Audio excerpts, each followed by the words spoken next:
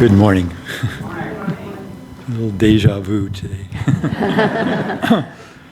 I'm going to start with one of my favorite readings from Whispers. O Father, when I was blind, I found not a door which led to thee. But now that thou hast opened my eyes, I find doors everywhere. Through the hearts of flowers, through the voice of friendship, through sweet memories of all lovely experiences. Every gust of my prayer opens a new door in the vast temple of thy presence.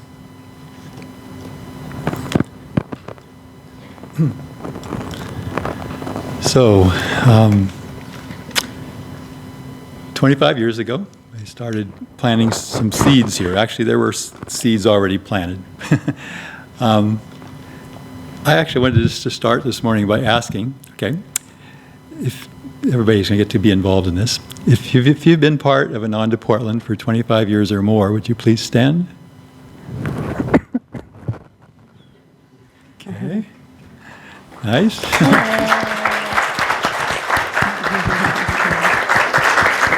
So remain standing. Please keep standing. And if you've been part of Ananda for 20 years or more, please stand.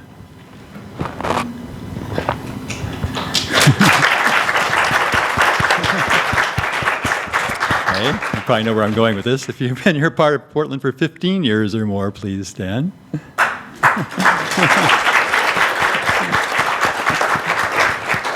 About 10 years or more. 9.5. Okay, 5 years or more. Okay, now I can. And if you came in either today or in the last 5 years, stand up. Everyone gets to stand. Thank you.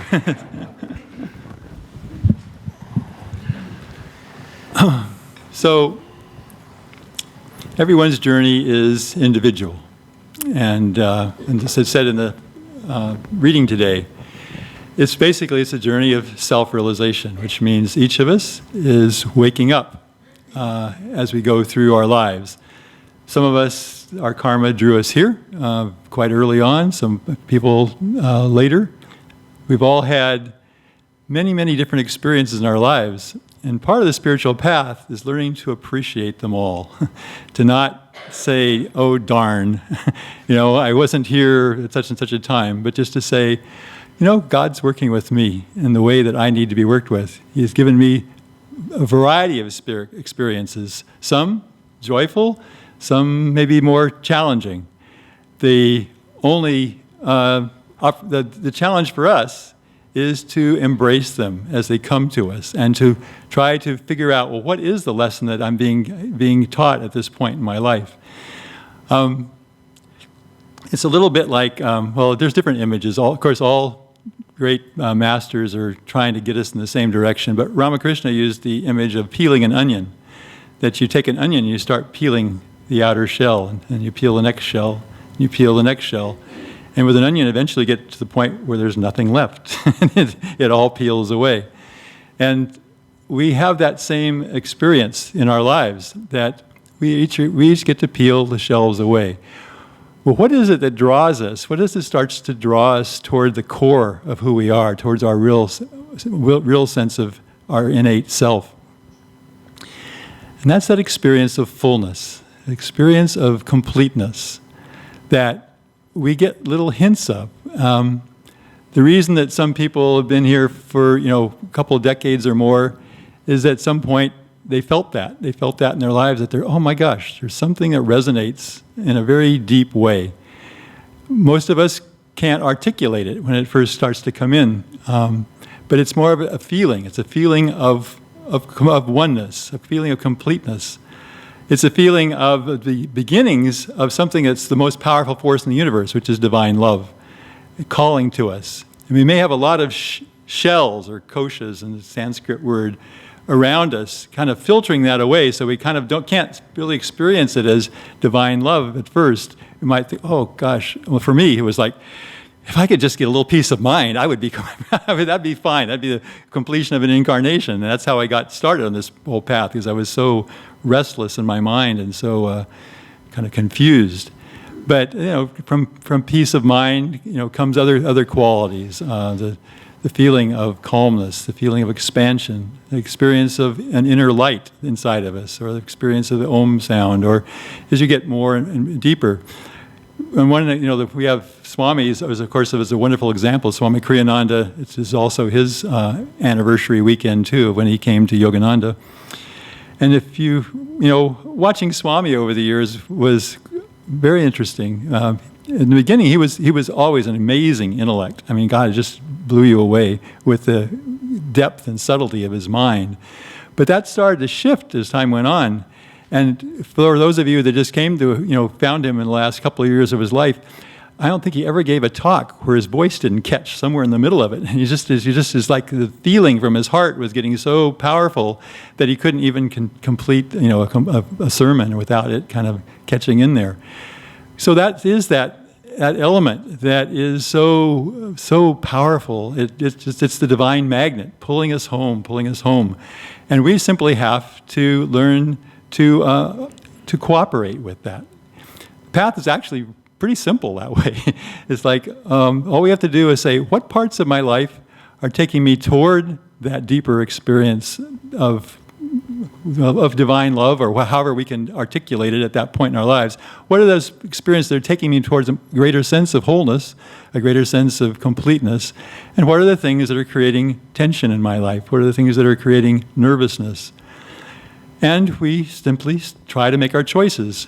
It's not, the challenge is, of course, is those things that create nervousness, they have a pull on us. They have their own pull of Maya, pull of delusion. And we have to learn how to work with those very individually. Again, it's self-discovery, self-realization. Just because Swami Kriyananda did it one way doesn't mean that we need to do it that way unless it resonates with us in that sense.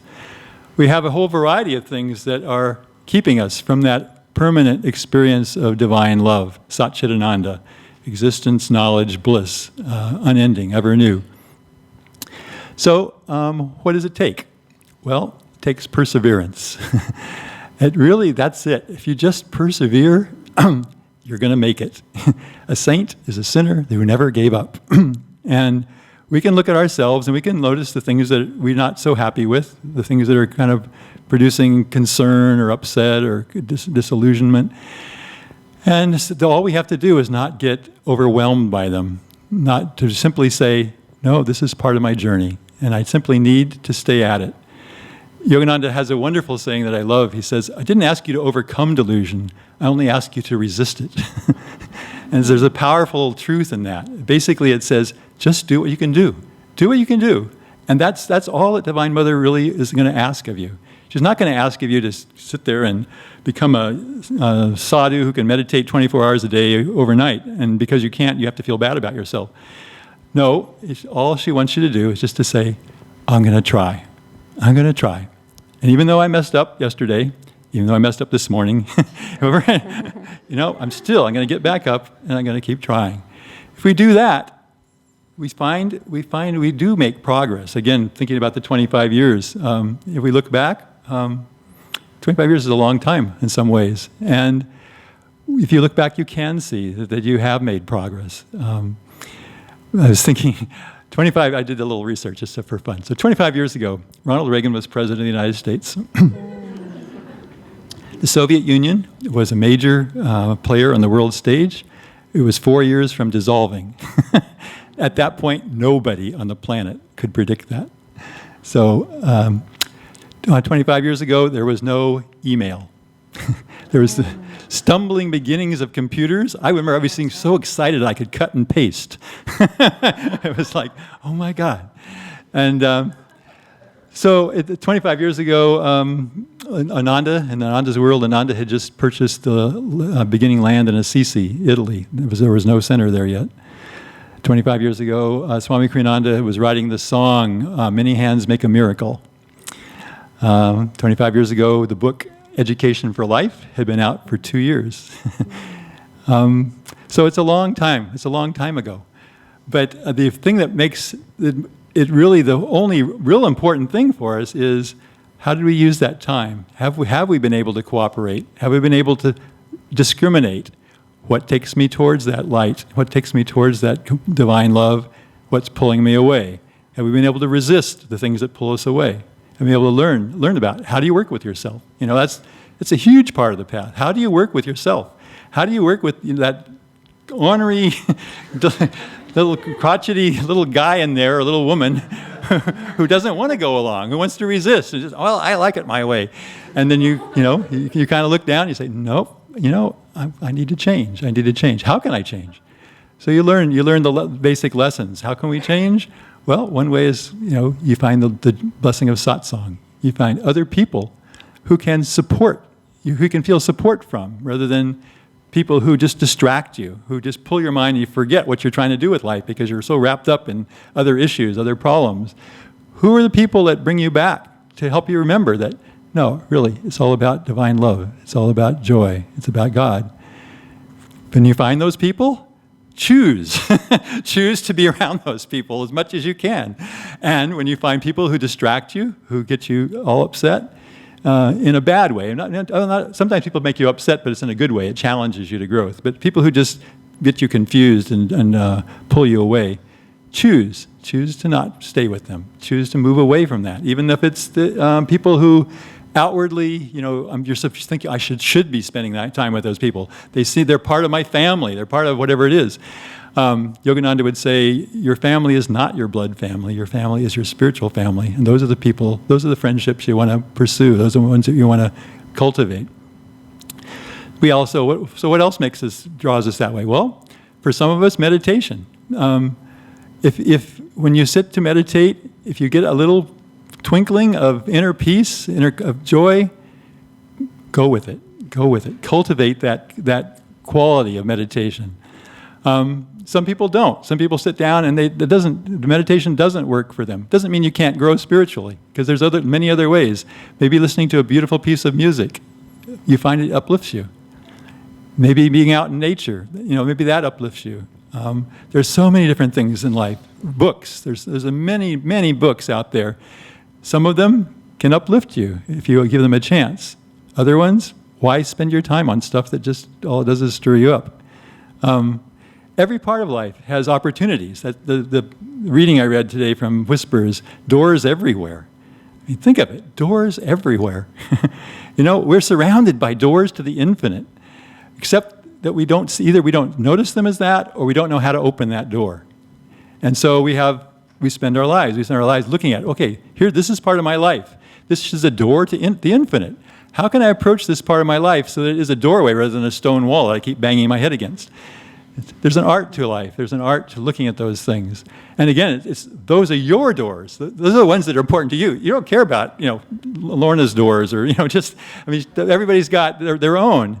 And learning to see what are the ones, what are the opportunities for me to grow.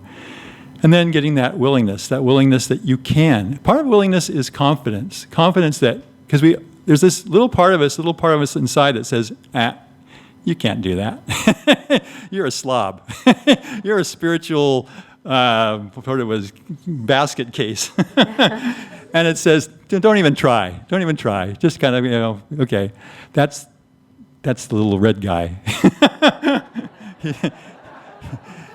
He's trying to pull you down. He's trying to say, no, you can't do it. When actually it is every single one of us birthright that we can claim that divine. We can claim that divine part of us. We just need the courage to do it, to step forward, and try it out, test it out. Try one thing, try another. And then as you develop some practice, you start to see, oh, it really is true. All those things that Yogananda and the other saints say, if you knew how much God loved you, you would die of joy. Good Catholic mystic saint, Curé d'Ars. You go on and on. You could all take readings from any path, Hafiz, everybody, Buddha. They all have the same message, that we are all, in fact, saints in the making, saints in the unfolding. And if we simply claim that reality, claim that identity, then we can start to make practice. I had a fun insight the other day. I was getting ready to teach a class in Hong Sa. For those of you who are new, Hong Sa is the very, very beginning technique that is taught to anybody that walks in the door for this path. And I've been practicing it for 40 plus years. And this will be embarrassing because I'm sure half of you or more have already realized this, but when you say Hong Sa, it means I am He, or I am Spirit, I am that inner peace. And it finally dawned on me and say, oh my God, I should reprogram myself to when I do Hong Sa that I'm doing it from that place. I am that peace. I've been doing it for 40 years thinking it's an affirmation that someday I will be peace. Someday I will get there. I say, no, that's not what it says. It says I am. I am that right now. Oh, nice. So we all have our journey that can be humbling and embarrassing slightly sometimes, but that's okay. We're beginners. We're all beginners in that sense. In the sense we're fresh. We want to be taking each moment as a new opportunity. So if we can take that, if we can take this basic approach to the spiritual path, the one that's produced, what we're sitting in right now, 25 years of effort, it would have been hard to visualize this 25 years ago. We were yesterday we went on a little pilgrimage to New Renaissance bookstore. Went to two places, actually. One was, I should mention them both, for those of you who weren't there. First of all, I went to what's now called the Embassy Suites Hotel in downtown Portland. It used to be called the Multnomah Hotel. It was the grand hotel in Portland in the 20s. And that's where Yogananda came when he came to speak here. He came 2 or 3 times, I forget how many. But that's only my second visit there. And I went off both times. I went off to the side. There's a little corner there where you can sit and you're looking away from the desk and everybody. And I just wanted to sit and do what Swami Kriyananda called spiritual archaeology, which is, can you dig down? He discovered it when he was in the Holy Land. He said he sat down by the shores of the Sea of Galilee and he went down and just meditating to see if he could feel Jesus there. And the first time I heard that he's had, I thought, I don't think so. I don't think I could do that. But he did it. He did that. And then based on that, when I went to the Portiunculo in Assisi, I thought, I wonder if I could feel St. Francis here in this. If you've ever been there, it's this little tiny chapel that St. Francis built inside this huge cathedral, which the church built over it. Then I went inside there, and oh my gosh, I could feel it. I could feel St. Francis. That's been how many thousand? That's been 1,000 years. You could feel a vibration there when I did it. Well, anyway, I was trying that in the Embassy Suites Hotel, and I could feel it. Both times I've been in there, I can feel a special presence that I associate with Yogananda. And then, because when these saints and avatars, they're a walking blessing. Wherever they go, they spiritualize the vibrations around them. The fact that Yogananda was in Portland, that's pretty neat. That's pretty neat. So anyway, we had that experience at the Embassy Suites. And then we went over to New Renaissance, and we go up to the top room. It's kind of like reminded me of the little room in the Bible where Jesus takes his disciples up in the top room. But so it's this really tiny little room, and it's all full of merchandise at this point. But just picturing back there, going up there for the first few times, and just for fun, there were very few people there, and turned out that nobody knew how to play the guitar. Well, we had this Festival of Light, which we're going to be doing in a second. And so I'm the minister, and I'm supposed to do the Festival of Light, but I realize that I'm the only one, I know how to play the guitar, so I'm the only one that can play. So I'm standing up there reading the things, and I'll stop and run over, pick up the guitar, come back, continue it. So anyway, but it was fun to go up there and just remember those little moments of time. And then to see, that those are just seeds. Those are just seeds that were being planted and were sprouting. From an EFL perspective, Education for Life, for those who don't know, I work with school and education. The first 24 years are a preparation period for a person on this planet. You learn the tools of maturity. You learn how to use your body, your feelings, your will, and your intellect.